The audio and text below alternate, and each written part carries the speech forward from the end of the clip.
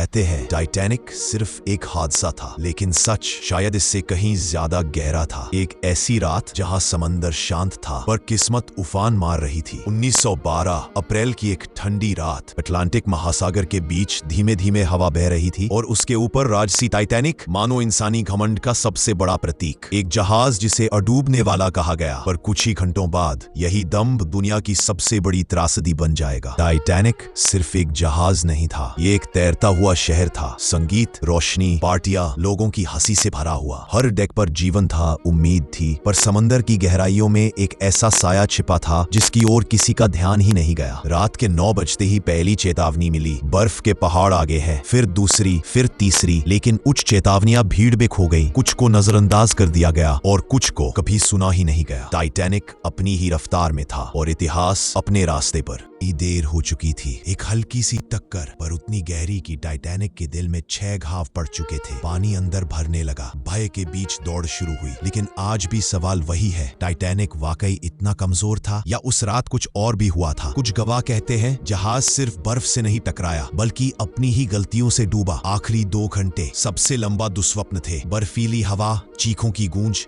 लोगों की दौड़ और एक जहाज धीरे धीरे समंदर की काली गहराइयों में गायब होता हुआ। टाइटैनिक डूबी पर पीछे छोड़ गई अहंकार, विश्वास और मानव भूलों का सबसे बड़ा आईना। एक याद जो आज भी पूछती है, क्या बर्बादी किस्मत लिखती है या इंसानी लापरवाही? टाइटैनिक सिर्फ डूबी नहीं, उसने दुनिया को सिखाया कि कभी कभी सबसे बड़ा खतरा बाहर नहीं, हमारे अंदर छिपा होता है।